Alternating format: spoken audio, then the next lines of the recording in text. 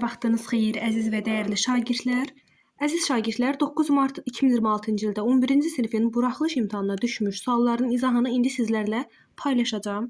Çox asan şəkildə izah eləyəcəm əziz şagirdlər və heç bir probleminiz qalmayacaq. Gəlin baxaq 61-ci suala.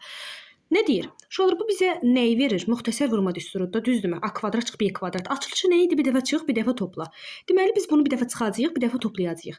828-dən 72-ni çıxacaqsınız bir dəfə uşaqlar, baxın. Daha sonra vurulsun. 828-lə 72-ni toplayacaqsınız. Məxrəcdə də elə 378 qardaşımız var. Biraz uzaqlaşdıraq. Aha. Deməli, bərabərdir. 828-dən 72-sini çıxanda nə baş verir? 756 baş verir. Vurulsun. 828-lə uşaqlar sonra 72-nin cəmi nə eləyəcək? 900. Bölünsün 378. Bunlar ixtisar gedəcək və nəticədə nə eləyəcək? 2, 900, 1800. Gördünüz uşaqlar necə rahat bir sualdır. Yəni bircə dəqiqə vaxt sərf eləsəz, bunu həll eləyəcəksiniz. Hətta bircə dəqiqədən az. Davam eləyək hələ ki 62-ci sual. Əziz şagirdlər, silsilə fərqi nə idi? D. Bizdən D-ni soruşur. Bunun düsturu var idi da. Bax siz A28-dən A13-ü çıxarsınız uşaqlar. Həmçinin 28-dən də 13-ü çıxaraq, bu aşağıdakı olan qardaşlarımızı D-ni, yəni silsilə fərqini taparsınız. Düzdürmü? Baxın əzizlərim, 58-dən 28 çıxanda 30. 28-dən 13 çıxanda nə eləyəcək? 15. Düzdürmü? 30-un 15-in nisbəti nə eləyəcək? Hə, uşaqlar, baxın sadəcə, görün mən nə elədim. 28-dən 58 çıxmaq lazımdır, mənfi 30.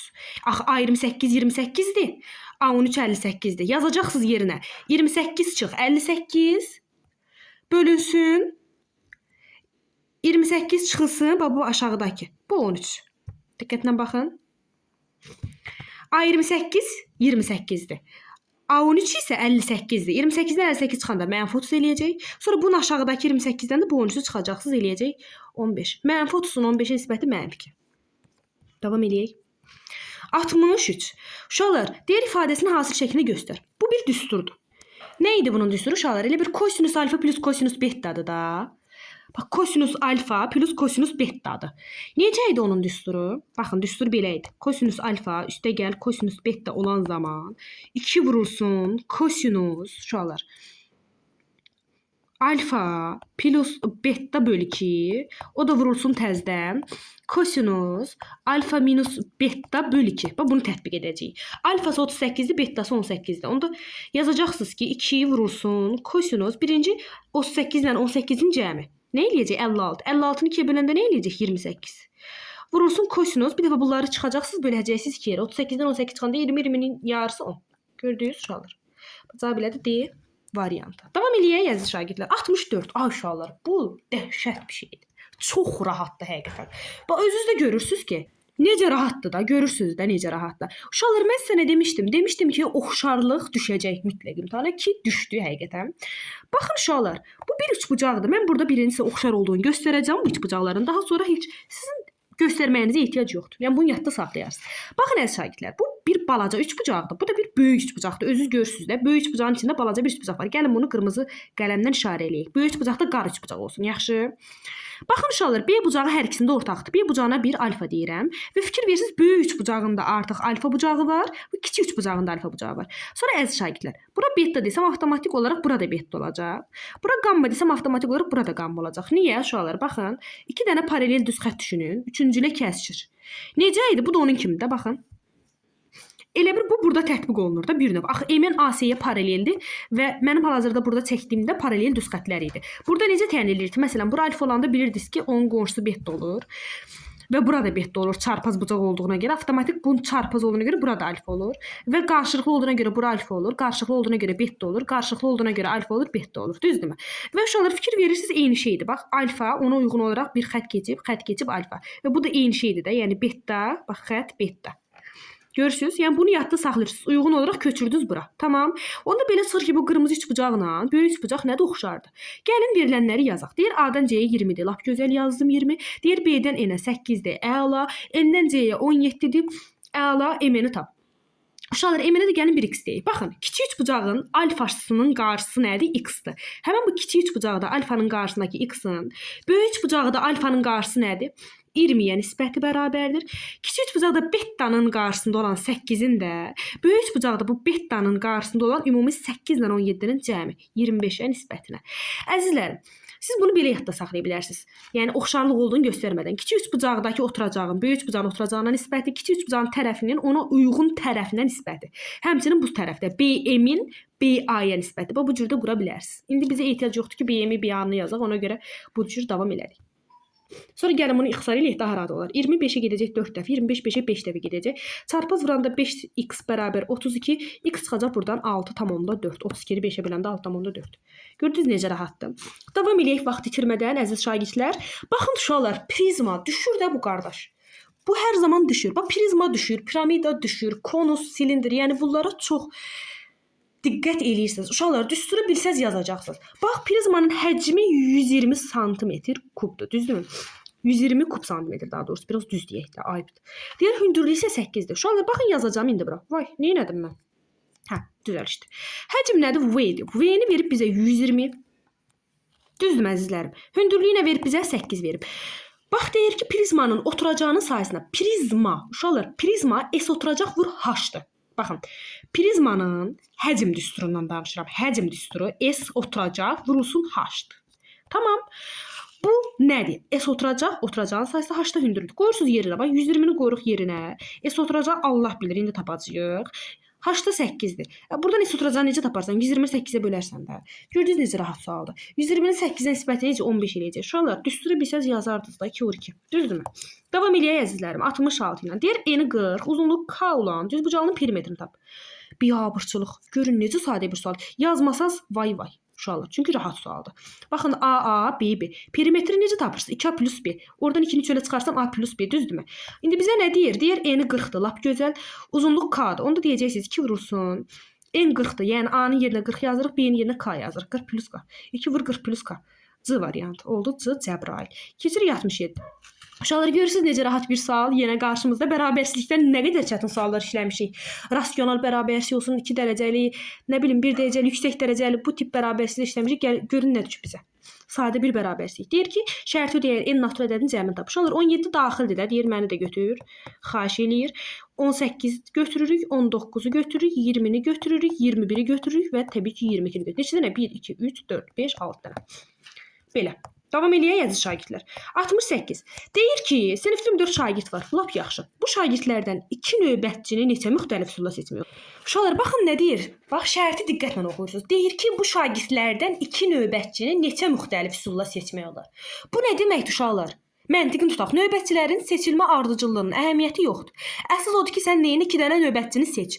Məsələn, bu nə deməkdir? Bu deməkdir ki, məsələn, gəlin belə nümunə göstərəm. Əli və Vəli. Tutaq ki, Əli və Vəlinin seçilməsi, bax, Əli və Vəlinin seçilməsi ilə Vəli və Əlinin seçilməsi eyni qrup sayılır. Bax, necədir?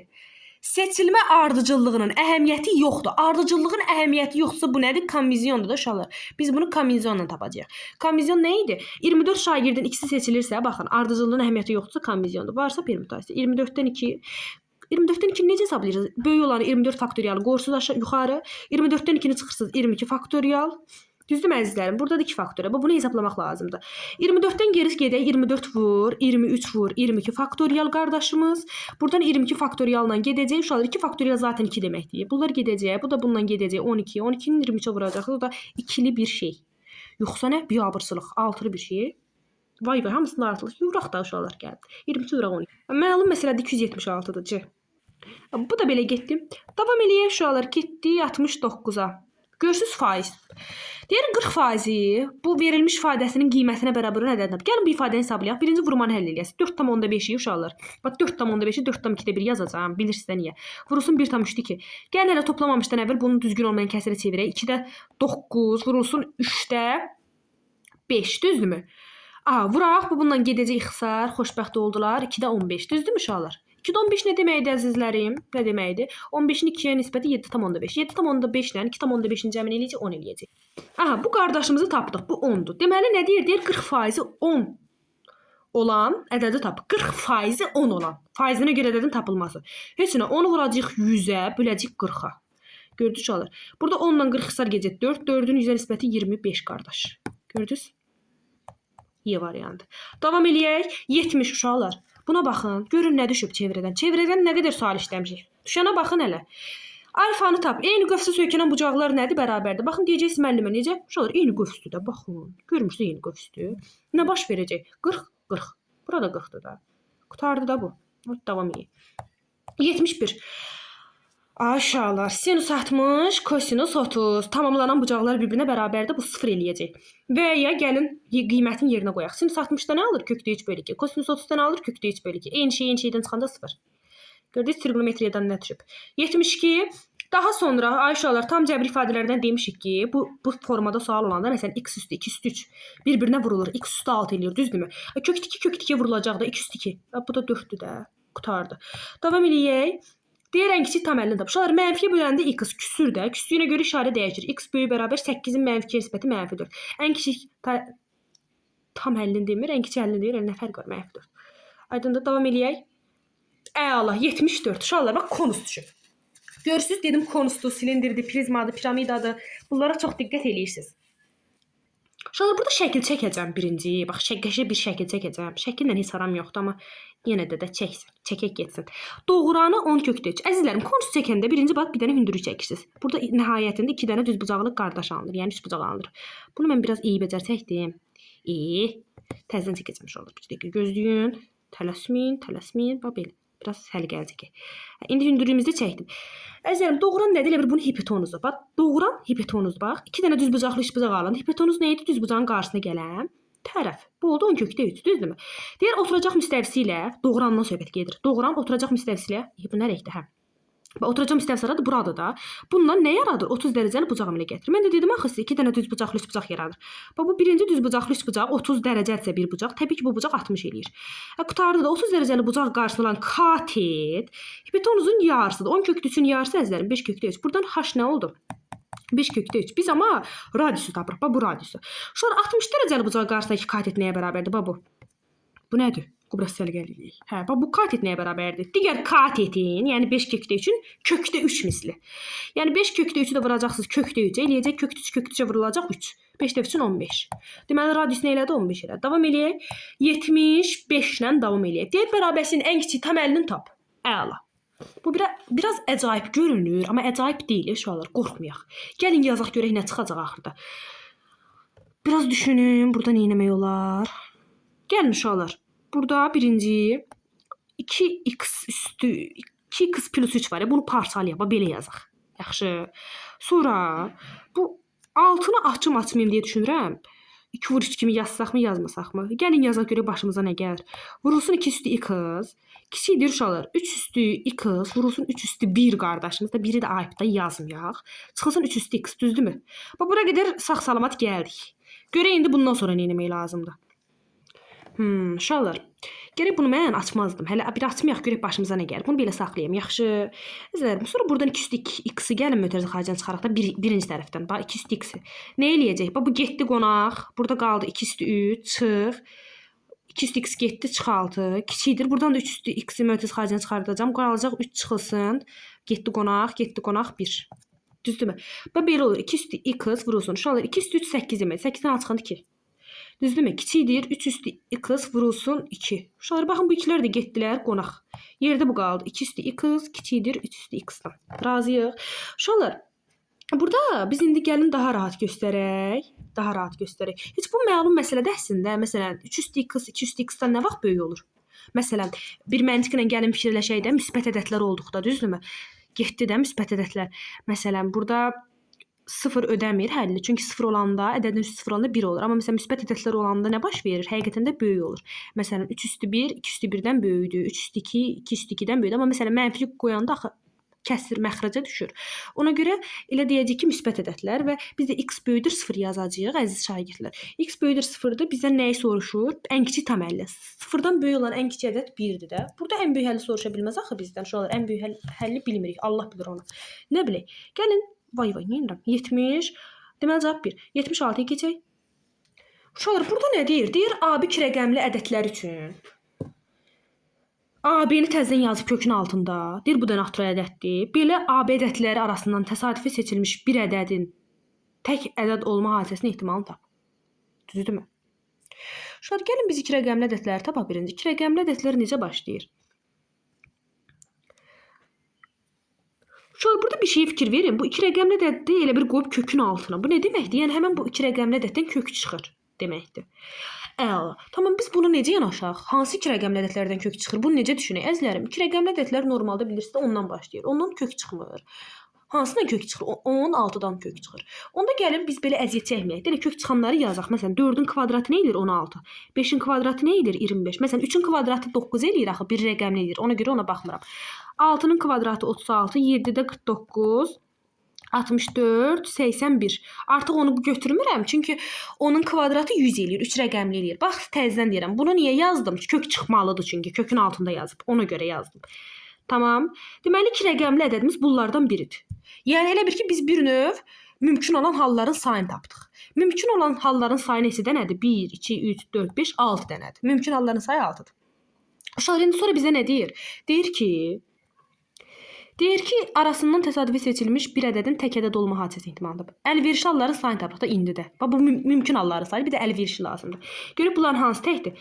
Bu 16 eləyir, bu 25 eləyir, bir yazaq. Bu 36 eləyir, bu 49 eləyir, bu 64 eləyir, bu 81. Neçə dənəsi təkdir? 1, 2, 3 dənəsi təkdir. Şu 3 dənəsi təkdirsə nə yazacaqsınız? Yazacaqsınız ki, müəllim cavab eləyir. Ümumi halların sayı 6-dır. Əlverişli halların sayı 6-da 3. Kodlaşdırmada da 0,5, yəni ixtisar isə 0,5. Onlar loqaritmik bir sual. Burada 81 qardaşımızı elə bir sadə vurğulara ayıracaqsınız. 3 üstü 4 eləyəcək, özünüz də görəsiniz. 8 sadə vurğulara ayıracaqsınız, 2 üstü 3 eləyəcək. Bölünsün, əziz şagirdlər, loqaritma. 9 yazarsınız, 3 üstü 2. 32-ni yazarsınız, 2 üstünə 5.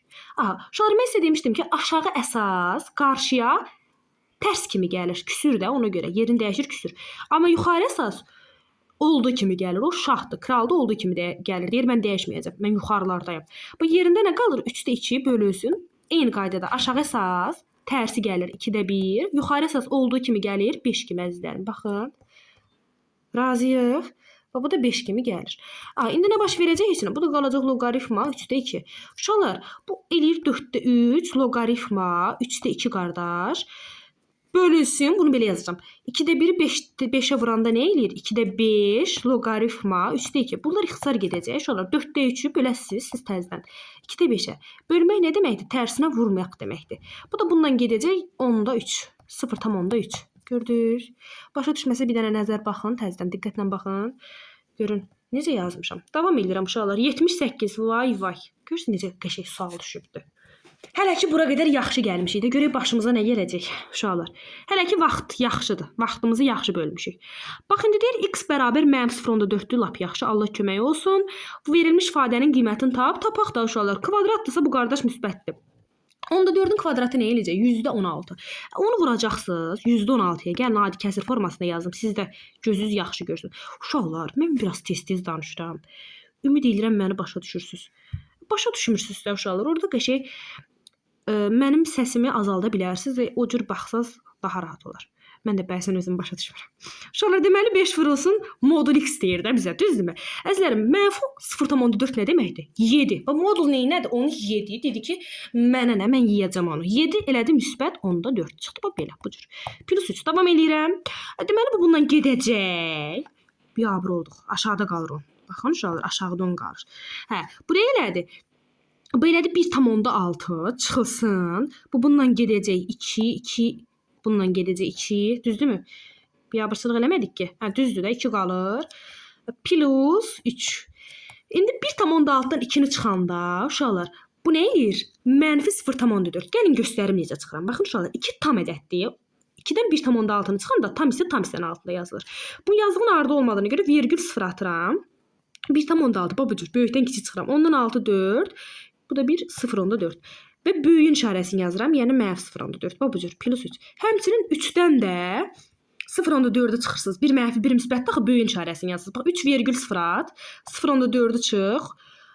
6 2. 2,6 böyüyün işarəsini yazırıq. Müsbət 2,6. gördünüz? Əgər hesablama səhv eləməmişəmsə cavab belədir. Məntiqini tutduq. Gəldik əsas məsələ. Bizim məsələlərimiz. Görək nə etmək lazımdır burada. Nə iş görmək lazımdır. Bura qədər 20 dəqiqəmiz gedib, hə uşaqlar? Hə. Deməli, bu sualları bitirdik. Qaldı neçə sualımız? Vay. 1 2 3 4 5 6 7 dənə. 18 düzümüz var hələk. Gəldik 79-cu suala. Uşaqlar, burada sizin üçün gəlin ağlayıb açım. Əla. Uşaqlar, gəlin birinci məsələni başa düşək. Bax, deyir, aralarındakı məsafə 34 kilometr olan A və B məntəqələrindən velosipedçi və piyada eyni zamanda qarşı-qarşıya hərəkətə başladı. Aha. Deməli, aralarındakı məsafə nədir? 34 kilometrdir. Əla. Deyir, A-dan hərəkətə başlayan velosipedçinin sürəti piyadanın sürətindən 8 km/saat çoxdur. Velosipedçi A-dan 24 km məsafədə olan C məntəqəsinə piyadadan 0,5 saat tez çatarsa, piyadanın sürətini də heç nə başa düşmədim. Bax, təzədən bir də yavaş-yavaş oxuyaq. Gəlin birinci məsələnin şərtini başa düşək. Bax, nə deyir? Deyir, A və B məntəqələr arasındakı məsafə nədir? 34-dür. Tamam. Gəlin bu şərti yığaq da bir yerə. A və B arasındakı məsafə nədir? Qısa yazacağım uşaqlar, 34-dür. Düzdürmü? İkinci şərtdə bax, nəyə başa düşdük? Məsafəyə baxaq. A-dan 24 km məsafədə olan C məntəqəsinə piyadadan keçid. Baxın, bu hissəyə deyirəm, baxın bura. Deməli, A və C məntəqələr arasındakı keçid nədir uşaqlar? A və C məntəqə xəttimə baxın.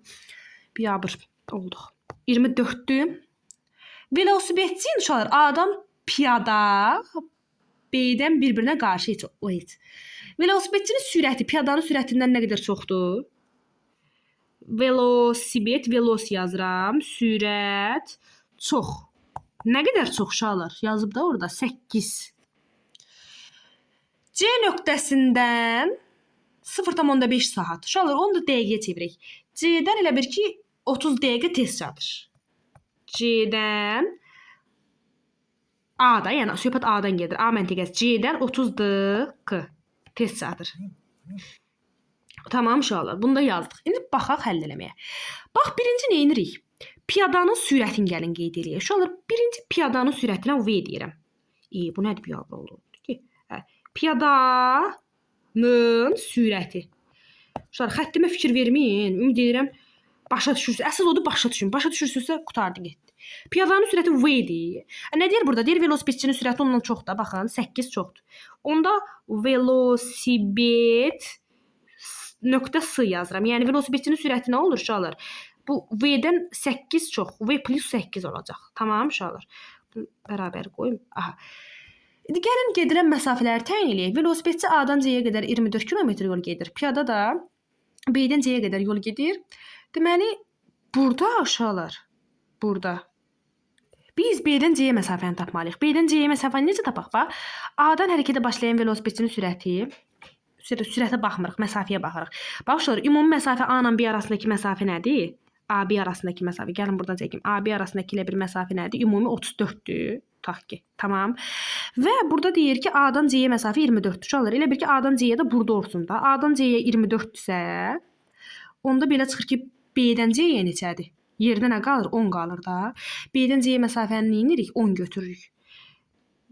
B-dən C-yə nə eləyir? 10 eləyir. Bura yazıram ki, gözümüzün qabağında dursun. İndi uşaqlar, biz burada nə edəcəyik? Ümumi zamanı tapmalıyıq. Zaman düsturu, bax, zaman düsturu nə idi? S böl V idi də, yolu böl sürətdə. Biz birinci gəlin velosipedçinin söhbət C-dən gedir ha. Bax, hər birinin elə bir ki, C-yə çatma müddətini hesablayacağam. Yekun məntəqə son nöqtə C-dir axı. Hər birinin C-yə çatmasını hesablayacağam. A-dan C-yə gələni hesablayaq birinci. A-dan C-yə gələn, sonra da B-dən C-yə gələn müddəti hesablayaq. Birinci velosipedçinin uşaqlar C-yə çatma müddətini hesablayacağam. Velosipedçinin uşaqlar çatma müddəti. Velosipedçi məsafəsi neçə oldu? A-dan C-yə. A-dan C-yə neçədir? A-dan C-yə, A axı velosipedçidir, 24-dür də. Yolu 24-dür. S bölünsün. Velosipedçinin sürəti nə oldu? V plus 8. İndi keçirəm o birisi. Piyadanın sürətini tapıram. Piyadanın C-yə çatma müddətini tapıram. Sürət yox, müddətini tapıram. O da yenə eyni düstur. Bu zaman uşaqlar, piyada nə idi? Elə bir ki, piyada isə B-dən C-yə idi. B-dən C-yə. 10 məsafəsi nədir? 10-dur. Yaxşı uşaqlar, 10. Deməli, nə götürəcəm? T bərabər təzən S bölü V, o da bərabərdir 10-un V-yə nisbəti. Yaxşı. Bax, bu da 1-ə getdi. Uşaqlar, ümumi zamanı bizə nə verib yekunda? Deyir ki, 0,1 saat. Onu da dəqiqəyə çevirirəm. Heç çevirməyək, saatla gedək də. Bu zaten zaman tapmaqdır. Heç nə, bunları toplayasınız. Düzdürmü? Yox, iş olar. Niyə toplayırıq? Ümumi zamanı bizə verməyib. Mən də çalışdım. Bu deyir A-dan 24 kilometr məsafədən C məntəqəsinə piyadadan 0,1 saat tez çatarsınız. Aha, tez çatıb uşaqlar böyükdən kiçik çıxırsınız da. Hansı böyükdür? Məlum məsələdir də, hansı böyükdür? Özü deyir də bizə hansı böyükdür. Piyada daha çoxdur. Piyada daha çox olduğuna görə uşaqlar. Bax burada 10 bölü V-dən çıxacağıq. 24 bölünsün V plus 8 bərabərdir 0,5-ə. Oldu rasional kəsrlər. Rasional kəsrləri həll eləyəcəksiniz. Buradan uşaqlar, elə bil ki, bunun hər tərəfini vurun. V plus 8-ə olacaq. V vurulsun. V plus 8 uzandı getdi. 10 vurulsun. V plus 8 minus. Bunun hər tərəfini V-yə vuracaq. V vurulsun. V plus 8 24-ü vuracam V-yə. Bərabərdir 2-də 1-ə. Uşaqlar, məxrəc olduğu kimi gəlin saxlayaq. V vurulsun. V plus 8-i. Sürəti vurub açacam. 10 V plus 80 çıx. 24 dənə V-yə. Bərabər 2-də 1. 10 V-dən 24 çıxanda mənfi 14. 80 çıx 14 V. Məxrəci vurub açıram. V kvadrat plus 8 V bərabər 2-də 1. Sonra bunu çarpaz vuracaq. Ya Allah. 160 çıx 28 V. Bərabər V kvadrat plus 8 V. Vay vay vay. Görünür uzanır. Sonra nə edəcəm? Bunların hamısını yığacam bu tərəfə. Yığaq da uşaqlar olacaq belə yekunda. V kvadrat plus mənfi 28 o tərəfə keçdi, müsbət 28 oldu. 8 ilə toplandı 36 V. 160 o tərəfə keçdi. 160 bərabər 0. Düzdürmü uşaqlar?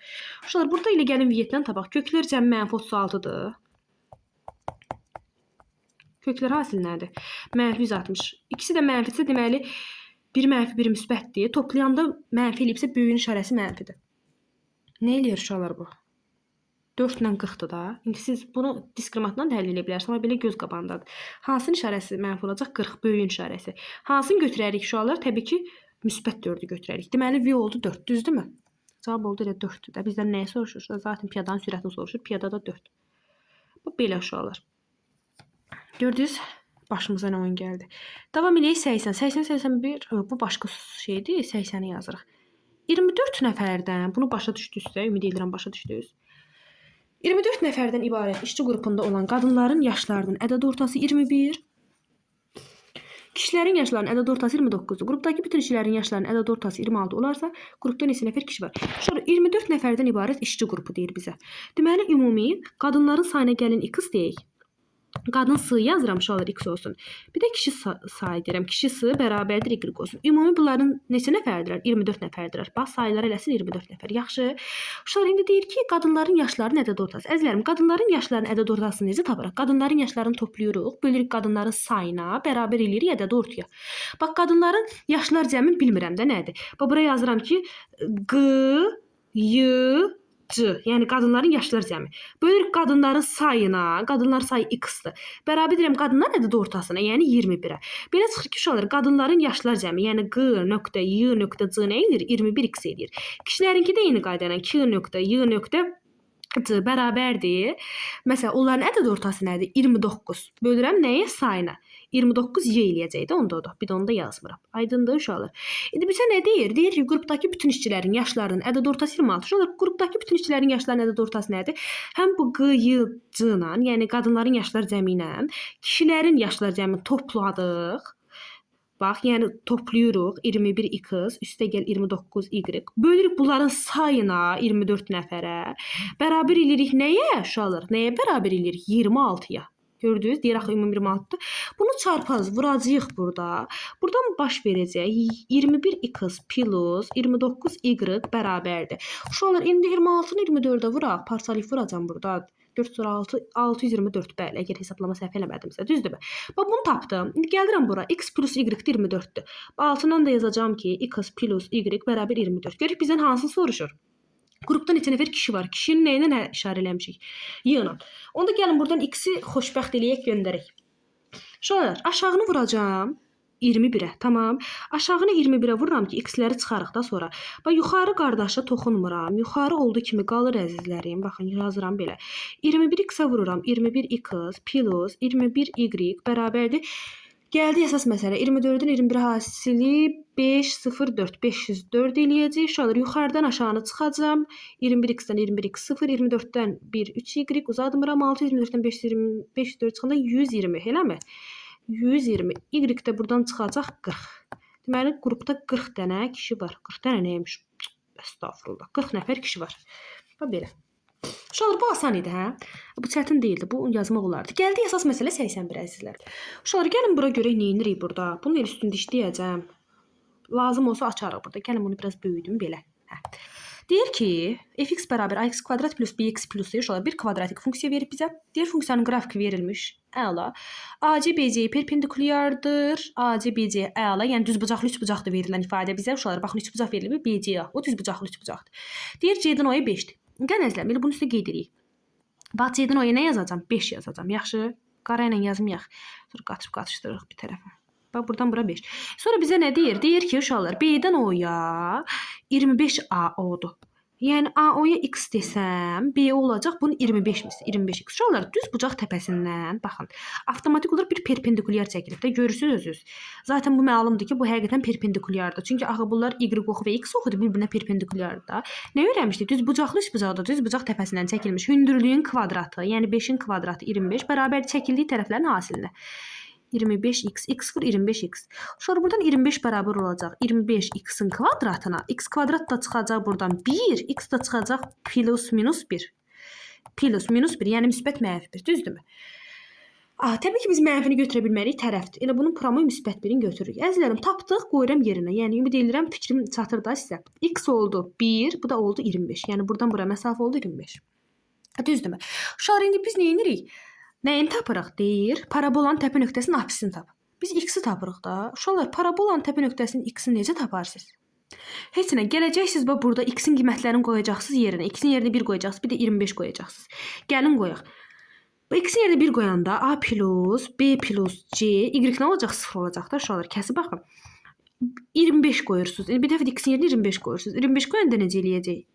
X-in yerinə 25 qoyanda 625a, ümid edirəm səhv eləmirəm. Bu nə eləyəcək? 25b üstə gəl c bərabər 0. Hə, uşaqlar, ikisi də 0-a bərabər oldu. Nəhayətində bunlar 0-a bərabər oldusa, bunları gəlin bərabərləşdirək. Bax, necə bərabərləşdirək? Bərabərləşdirəndə c-lər gedəcək də məlum məsələdir. A-ları bir yerə yığacam. Uşaqlar, bərabərləşdirdim elə bir bunları. Bax, belə oldu. A üstə gəl B bərabər oldu. 625A üstə gəlinsin 25B-yə. Bax, belə oldu. İndi bunları yığacam bu tərəfə. Gəlin 25-i bu tərəfə keçirək. B çıx 25B olsun. 625-dən də uşaqlar 625A-dan da 1 anı çıxaq. Bu eləcə mənfi 24B bərabərdir 624A-ya müsbətinə.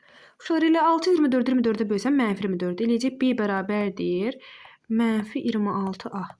Buradan B-nin yerinə aparıb mənfi 26A qoyarıq. İndi uşaqlar, düstur qoyaq yerinə. Təpə nöqtəsinin apsisi düsturu nədir? X bərabərdir mənfi B bölü 2A-dır da. Təpə nöqtəsinin koordinatları. Y-də 4A seçək B kvadrat bölü 4A. X bərabərdir mənfi B. Mənfi B nədir uşaqlar? Mənfi toqquşacaq bundan. Mənfi 26A bölünsün 2A. A-lar gedəcək, 26 ilə 2 də gedəcək, müsbət 13 eləyəcək nəhayətində. Yəni 26-nın 2-yə müsbət 13. Gördünüz uşaqlar, necə rahat. Davam eləyək əzizlərim. 82, uyğun tərəfləri, uşaqlar bu da düşür, yəni çox tez düşür. Bu qaydanı bilirik. Uyğun tərəfləri paralel və perpendikulyar olan bucaqlar. Nə idi? Müxtəlif adlı olanda cəmi 180 eləyirdi, eyni adlı olanda nə baş verirdi? Bir-birinə bərabər olurdu. Gəlin şərti oxuyaq. Deyir, alfa və beta uyğun tərəfləri paralel olan müxtəlif adlıdır. Əzizlərim, müxtəlif adlıdırsa alfa ilə betanın cəmini eləyəcək. Gəlin buradan biraz yer eləyim, yazaq buradan.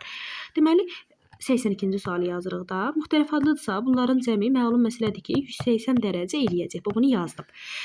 Düzdürmü? Deyir, y və f isə uyğun tərəfləri paralel olan eyni adlıdır. Düzdürmü uşaqlar? Bunlar isə eyni adlıdır. Y də, y ilə qammadır. Estağfurullah. Qamma da bərabərdir fi-yə. Mən biraz qammanı qəribə yazıram uşaqlar. Yəni diqqətli olun, başa düşəsiniz baxsınız. Deyir ki bizə qammanın dərəcə ölçüsü alfanın dərəcə ölçüsündən 20% azdır. Bu nə deməkdir? Qamma bərabərdir alfanın dərəcə ölçüsündən 20% az. Alfanı 20% azaldasınız. Yəni alfanı 20% azaltmaq nə deməkdir? 100-dən 20-ni çıxmaq, eləmək 80%, təzədən bölmək 100%. Nəticədə faizlər ixtisar gedəcək. 80 ilə 100-də 10-a bölsəm 0,8 alfa məlumdur. Sonra bizə deyir ki, alfanın Fi-nin dərəcə ölçüsü. Fi də bərabərdir. Görək fi-də nə baş verəcək uşaqlar? Fi-nin dərəcə ölçüsü betanın dərəcə ölçüsündən 20% çoxdur. Beta uşaqlar. Betanın dərəcəsindən 20%. 20% çoxmu deyir? Aha. Yəni 100%-dən 20%-in cəmi 120%-dir. Yəni 20% artırıram da elə bir betanı və 100%-ə bölmək. Nəticədə 10-a və faizləri ixtisar eləsəm, bu da eləyəcək 1,2 beta. Razıyıq əzizlər. İndi bizə deyir neylə? Bizə deyir ki, alfa və betanın hər birinin dərəcə ölçüsünü tap. Uşaqlar baxın, qammanı nə tapdım? 0,8 alfa. Bəs fi-ni nə tapdım? 1,2 beta. Bunları bir-birinə bərabər edirəm də qamma ilə fi-ni. Yəni 0,8 alfa bərabərdir 1,2 beta. Hər tərəfi 10-a vuraraq vergüldən azad eləsəm, 8 alfa bərabərdir 12 betaya. Hər tərəfi 4-ə bölərək 2 alfa bərabərdir 3 beta alaram. Nəticədə uşaqlar buradan çıxacaq A-mız 3 dənə K. B-miz isə çıxacaq 2 dənə K. Mən isə demişdim ki, başda alfa və beta nədir? Müxtəlif adlıdır. Cəmləri neçədir? 180 dərəcədir. Bunları toplasam 5K bərabərdir 180 dərəcə alaram. K da nəticədə 36 çıxar. K 36-dırsa alfa ilə B-nin elə deyir ki, qiymətini tap, dərəcəsini tap. Bu eləyəcək 108 uşaqlar. Bu da eləyəcək 72. Gördünüz? Sizdən də zaten bunu soruşur da uşaqlar. Alfa və betanın. Bu qədər saydır. Davam edək 83-lə. Hələ ki yaxşı gedirik. Biraz vaxtımız o məsələ apardı bizim. 83-dir ABC üçbucağında C90-dır. Uşaqlar, yəni elə bir üçbucaq çəkməliyəm ki, C90 olmalıdır. A, B, C. Baxın çəkdim. İndi bizə deyir ki, A-dan D-yə tən böləndir. Əla, uşaqlar, A-dan D-yə tən böləndir. Bunu qeyd elədim ki, bu tən böləndir. Sonra deyir C-dən D-yə 2,4-dür. C-də 2,4-dür. A-dan B-yə 8,5-dir. Lap yaxşı, 8,5-dir. A-B-də üçbucağının sayısını tap. A, B-dir. Bu üçbucağın sahəsini soruşur bizdən. Uşaqlar, tənbələndirsə bilirsiniz də, tənbələn qaydası necə idi? Bura x desəm, burada y desəm, tənbələn x-in elə bir ki, 2,4-dən nisbəti bərabər olmalıdır. 8,5-in də y-ə nisbətinə, düzdürmü? Nəticədə burada nə baş verərdi uşaqlar? X bərabər olacaq 8,5-ə k olaraq. Y də bərabər olacaq 2,4K-ya. 2,4K-ya. Düzdürmü? İndi nəticədə biz nə edəcəyik? Hansının sayısını tapırıq? ABD üçbucağının, ümumi üçbucağın, yox, ümumini tapmırıq. ABD-ni tapırıq. Uşaqlar, ABD-nin sayısını tapmaq üçün biz burada ümumi sahədən, yəni ümumi bir üçbucağın sayəsindən nəyi çıxarıq? Bu üçbucağın sayısını çıxarıq. Düzdürmü? Gəlin ümumi üçbucağın birinin sayısını tapaq. Uşaqlar, ümumi üçbucağın sayısını nətər tapırıq? H-ı, yəni 2,4Y vuraram x-ə, düzdürmü? AH bölü 2, bölərəm 2-yə. Bu da nəticədə eləyər, əzizlərim, 1,2 XY. 1,2 XY, düzdürmü? Ümumi sahəmiz 1,2 XY. Daha sonra uşaqlar, mən nəyi tapıram? İndi də bu mavi üçbucağın elə bir ki, sayəsini tapıram, bilmiyorum. Yenə H çəkildiyi tərəf H və yarısı 2,4x bölü 2, o da eləyəcək 1,2x. Düzdürmü? Bax belə. Nəticədə nə etməliyəm? Mən bunları bir-birindən çıxmalıyam. Burada y var, problem yaşayacaq. Qoyacaq yerinə də uşaqlar. Baxın, 1,2 XY-dən 1,2 x-ə çıxmalıyıq. Düzdürmü? Qiymətlərin gəlin qoyaq yerinə burada. Elə məlum məsələdir ki, uşaqlar, baxın, burada çarpaz vuranda XY bərabər olur. 8,5 vur 2,4. Baxın, 8,5-in 2,4-ü hasili. Düzdürmü? Bax, yerinə qoyacağım. Yazın 1,2. XY-in hasili nə oldu uşaqlar? 8,5 vurulsun 2,4. Düzdürmü? Çıxılsın 1,2 x. Çıxılsın 1,2. X-də nə ilə əvəzləmişəm? 8,5-lə. Yəni 8,5-lə. Vurulsun 8,5. Düzdürmü? Şular, nəsə mən uzun getdim. Buna heç xoşum gəlmədi. Yox, belə uzatmayaq bunu. Gəlin bunu silək. Bunu belə uzatmayaq. Tənbələnin düsturu düzdür əslində. Tənbələnin düsturunu yerinə qoyuruq. Uşaqlar, mən bilirsiniz necə səhv yazmışam. Niyə səhv yazmışam? Gəlin deyəcəm sizə. Uşaqlar, bu tənbələnin xassəsidir. Bax, yadda saxlayırsınız ki, baxın burada. Məsələn, bizdən ABD üçbucağının sayısını soruşur da. Biz burada məsələn, DC-yə 2,4 demişik. Biz ABD-ni tapırıq da. ABD-ni tapmaq üçün bizə nə lazımdır? Hündürlük lazımdır. Elə bir mən burada bir hündürlük çəksəm, bura avtomatik olaraq uşaqlar. Baxın, söhbət ABD üçbucağından gedir. Baxın, uzatmadan. Bura mən bir hündürlük çəksəm, avtomatik olaraq bax, bura 2,4 olduğu üçün burada 2,4 olacaq. Bu bizim elə bir ki, qaydamızdır. Bunu yadda saxlayın. Bir uşaqlar, bir növ kvadrat alınır da. Yaxşı. Bax, belə təsəvvürünüzdə canlandırın. İndi bu üçbucağın nətər taparsınız baba sahəsini, bunun sahəsini? 2,4-ün çəkildiyi tərəfə hasili uzatmağın adı yox imiş ki, mən uzadıram. Yarısı. 2,4 8,5-ə vuracaqsınız. Böləcəksiniz 2-yə. Nə eləyəcək o? Məncə eləyəcək 20,4 2-yə nisbəti 10,2. Hə, 10,2 bu belə. Sonra uşaqlar 84-də burada nə deyir? Deyir nöqtələrini birləşdirən parçanın orta nöqtəsi apsis oxunun mənfi hissəsi üzərində olarsa. Aha, əla. Gəlin baxaq. Hə, uşaqlar parçanın orta nöqtəsinin koordinatlarını qoyacaq. Deyir, baxın x-in tapılması nədir? Apsis oxunun ki x1 plus x2 bölü 2 x-i tapır. y1 plus y2 bölü 2 isə y-i tapır. Nəticədə uşaqlar x1 plus x2 nədir? K kvadrat çıx 4k. Bax, x1 budur da. Baxın uşaqlar. Vay. Bax, x1 budur, birinci verilən ifadə. x2 budur, y1 budur, y2 də budur. Yəni, bax, burada vergül işarəsi var. Ona diqqətlə baxın. Qarışdırmayın. İndi baxın uşaqlar, gəlin yerinə qoyaq. Bax, birinci bunun yerinə qoyuram. x1 nədir? K kvadrat çıx 4k. Üstə gəlirsin 12 minus 4k. Düzdür mü uşaqlar? Bax, bunun 2-yə nisbəti. Bunu biraz sadələşdirirəm. Bərabərdir. Bərabərdir. K kvadrat mənfi 4k, mənfi 4k, mənfi 8k. Plus 12 bölü 2. Bax, birinci bu. İndi gəlin y-i tapaq. Ordinatı. Yəni, y-ləri indi toplayıram uşaqlar. K kvadrat üstə gəl. Digəri nədir? 32 çıxılsın 12k-dır. Bunun da 2-yə nəyi nisbəti? Bu nə eləyir? Nəticədə k kvadrat çıx 12k uşaqlar. Görürsünüz? K kvadrat çıx 12k. Üstə gəl 32 bölü 2. Bax, bu da nəticədə bilir. İndi gəlin şərtimizi tətbiq edirik. Burada deyir ki, nöqtə apsis oxu üzərində. Uşaqlar, apsis oxu üzərindədirsə ordinat nədir? Yəni, y-imiz nədir? 0-dır. Deməli, biz nə edəcəyik? Y-i 0-a bərabərləyəcəyik. Y hal-hazırda nədir? Bax, bu ifadə. Bunu 0-a bərabər edir. Təbii ki, sürət 0-a bərabər olur. Uşaqlar, məxrəc axı 0-dan fərqlidir. Bunu 0-a bərabər edirəm və nəticədə deyir köklər cəmi 12 eləsin. Yəni, K1 ilə K2-nin hasili 12 eləsin. Cəmi isə nə elə? Biabır olduq. Uşaqlar, cəmi 12 eləsin, çaşdım. Cəmi 12 eləsin.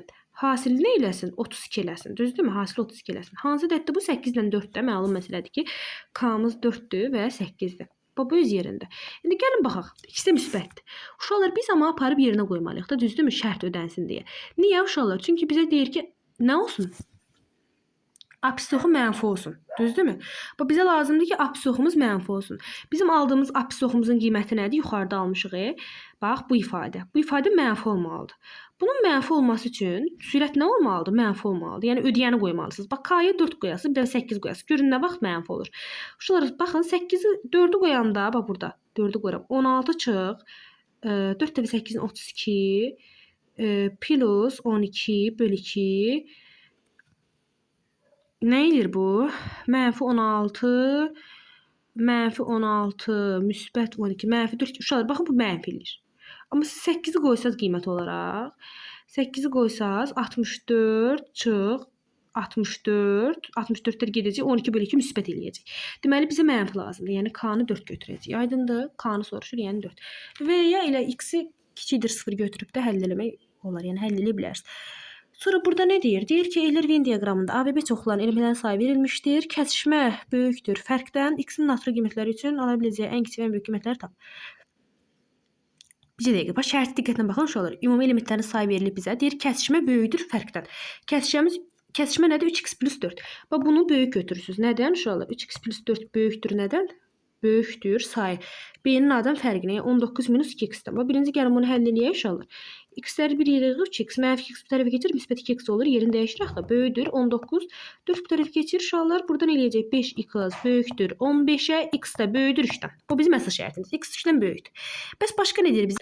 Hə, natural ədəd olmalı. Uşaqlar, natural ədəd olması üçün baxın, bu cəmdir də. Bu zaten 3-dən böyükdürsə, sən 3-dən böyük qiymət qoyanda bu zaten müsbət eləyəcək. Bu naturaldır. Bir dənə problem buradadır ki, bu nə eləsin? Mənfi eləməsin də, natural eləsin. 2x, bunda böyükdür 0 götürürsünüz. Yəni 0 olmasın. Burada nəticədə 19 mənfi 2x bu tərəfə keçir. Müsbət 2x. Uşaqlar, mən bunu belə yaza bilərəm də. Kiçikdir 19, x də kiçikdir olur. 19-u bölürük 2-yə. 19-u 2-yə böləndə nə eləyir? 9,2-də 1, yəni 9,5. Uşaqlar, 3-dən böyük olmalıdır. 9,5-dən nə olmalıdır? Kiçik olmalıdır. Yəni, bax, qoyursunuz x-i ortaya. Deyirsiniz 3-dən böyük olmalıdır. 9,5-dən nə olmalıdır? Kiçik olmalıdır. Deyir ki, ən kiçik və ən böyük qiymətlər cəmini tap. Amma fərqin. A-nın B-dən fərqi 2x plus 5-dir. Buna qiymətlər qoyacağıq.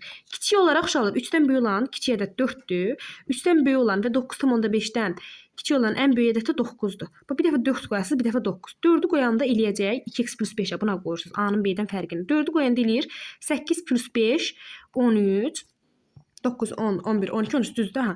9 qoyanda necə şey olur? 9 2-ni 8 18 18 ilə 5-in cəminə 23. Nəticədə deyir bunların nəyin tapışarlar? Cəmin tap. Bunların cəmin tapacaqsınız, o da eləyəcək 36. Belə, bitdi.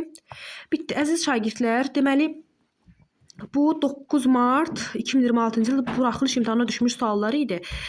Həqiqətən çox yaxşı getdi, irəlilədik. Sadəcə bəzi suallar var idi ki, bizim ona yetəri qədər vaxtımız getdi. Məsələn, 79-cu sual biraz vaxt aparan idi, bizim vaxtımız getdi. Amma əziz şagirdlər, məsələndə yazmaq olardı, özünüzdə görürsünüz. Sadəcə yenə deyirəm, biraz 79-cu məsələdə bizim vaxtımız getdi. Təbii ki, şagirdlər orada imtahanda olurlar, imtahan həyəcanı ilə bağlı olaraq çatırmaya bilirlər. Yəni bu normal haldır. Mən başa düşürəm sizləri. Amma belə suallar nisbətən normal idi. Düzdür, əvvəlki illərə baxanda biraz çətin idi. Məsələn, keçən il və ondan əvvəlki il 2024-2025. Amma yəni yenə də yazmaq olardı. Mən sizi anlayıram. Həyəcanla bağlı ola bilər ki, bəzi şagirdlər problem yaşayıb və yaxud da vaxtla bağlı problem yaşayan şagirdlər də olub. Belə şagirdlər, ümid edirəm mənim fikrim sizə tam çatdı, aydın oldu. Nə sualınız olsa soruşmağı unutmayın. Oldu, sağ olun. Hələlik sizə uğurlar.